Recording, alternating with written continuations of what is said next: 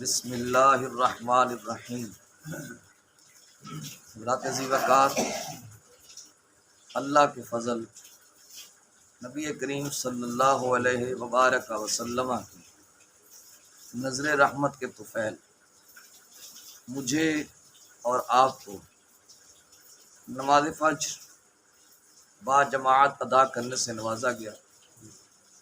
اللہ کریم ہم سب کی حاضری کو درجہ قبولیت عطا فرمائے۔ آج 9 محرم الحرام ہے، آنے والی رات عاشوراء کی رات ہے، یعنی 10ویں محرم الحرام کی رات ہے۔ یہ ویسے تو ساری راتیں خاص ہوا کرتی ہیں، لیکن کچھ راتیں کچھ دن خاص ہوا کرتے ہیں۔ یہ رات ہمیں ذکر و اذکار میں، عبادت میں گزارنی چاہیے۔ اسی سلسلہ میں ہی آپ کی مسجد میں محفل کا اہتمام کیا گیا۔ آپ سے گزارش ہے کہ نماز عشاء با جماعت ادا فرمائیں۔ اس دن یہودی لوگ روزہ رکھا کرتے تھے، یعنی 10 محرم الحرام کا روزہ رکھا کرتے تھے، اور اسے عاشوراء کا روزہ کہا جاتا ہے۔ کس کا روزہ؟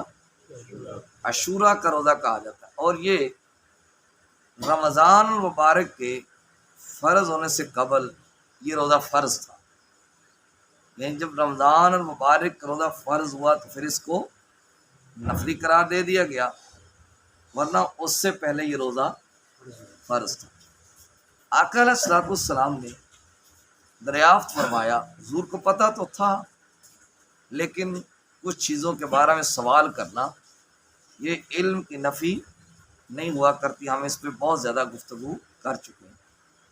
آقا علیہ الصلوۃ والسلام نے دریافت فرمایا کہ بھئی یہ یہودی روزہ کیوں رکھتے ہیں؟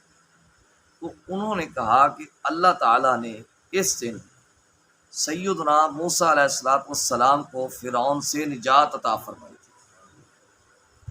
حضرت موسیٰ علیہ السلام کو فرعون سے نجات عطا فرمائی تھی، تو ہم بطور شکریہ روزہ رکھتے ہیں، بطور شکریہ روزہ رکھتے ہیں کہ اللہ پاک نے سیدنا موسیٰ علیہ السلام کو فرعون سے نجات عطا فرمائی۔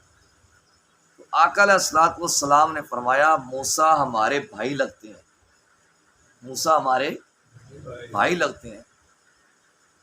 یہاں پہ یہ بات بھی سن لیں، آقا علیہ السلام نے تو فرما دیا کہ موسیٰ علیہ السلام ہمارے بھائی لگتے ہیں، کس لحاظ سے؟ نبی ہونے کے لحاظ سے، لیکن یہ آپ کو کہیں نہیں ملے گا کہ موسیٰ علیہ السلام نے فرمایا کہ محمد ہمارے بھائی، یہ کہیں نہیں ملے گا۔ جب موسیٰ علیہ السلام نہیں فرما رہے تو ہم کون ہوتے ہیں آج اٹھ کے کھڑے ہو کے کہنا شروع کر دیں کہ حضور کا معاذ اللہ جو احترام بڑے بھائی طرح کیا جائے؟ سوچنا چاہیے۔ بلکہ حضرت موسیٰ علیہ السلام تو یہ کہتے ہوئے دنیا سے تشریف لے گئے، اے اللہ مجھے اس نبی کا آخر الزمان جو نبی ہے اس کا امتی بننے کا شرف عطا کر۔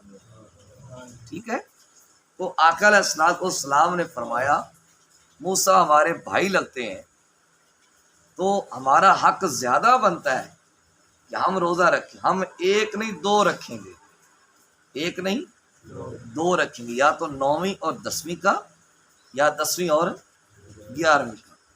ہمیں دو روزے رکھنے کا حکم ہے۔ یہ کیوں ہے؟ اس لیے کہ یہودی ایک روزہ رکھتے تھے، اگر ہم ایک روزہ رکھیں تو پھر جو ان کی مشابہت ہے وہ اختیار ہو جائے گی۔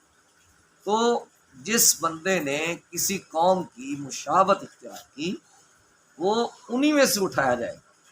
تو ہمیں دوسری قوموں کی جو مشابہت ہے ان کو اختیار کرنے سے منع کیا گیا ہے۔ یہی وجہ ہے کہ ان دنوں میں جو اہل تشیع ہیں وہ کالے کپڑے پہنتے ہیں، بلیک کپڑے پہنتے ہیں، حالانکہ ہمارے لیے جو بلیک سوٹ پہننا وہ منع نہیں ہے، ہمارے لیے منع نہیں ہے، لیکن ان ایام میں ہمیں گریز کرنا چاہیے، ان ایام میں ہمیں گریز کرنا چاہیے۔ کیوں؟ اگر ہم بلیک سوٹ پہنیں گے تو وہاں پہ ان کی مشابہت اختیار ہو جائے گی، جبکہ ہمیں قوموں کی مشابہت اختیار کرنے سے منع کیا گیا ہے، ہمارے اپنا لباس ہے، قومی لباس ہے، یا جو اسلام نے ہمیں لباس عطا کیا ہے وہ لباس ہے۔ تو مجھے آپ بتائیں، جو یہودی ہیں یا جو عیسائی ہیں وہ ہماری مشابہت اختیار کرتے ہیں؟ ہم کیوں ان کی مشابہت اختیار کرتے ہیں؟ ہم دوسرے تیسرے معاملات میں جو انگریز ہے، وہ ایک انگریز تھا، بہت پڑھا لکھا نہیں تھا، وہ کتاب میں ایک جملہ لکھتا ہے، وہ کہتا ہے کہ مسلمان دعویٰ کرتے ہیں کہ ہمارا نبی جو دین لے کے آیا وہ سچا دین ہے، تو یہ ان کے دین کی صداقت دیکھیں، کہتا ہے یہ دین تو اپنا لے کے آ گئے لیکن اپنی تہذیب نہ لے کے آ سکے۔ یہ بہت بڑا تماچا ہے ہمارے منہ پہ۔ مثلا اس کے کہنے کا مقصد کیا تھا؟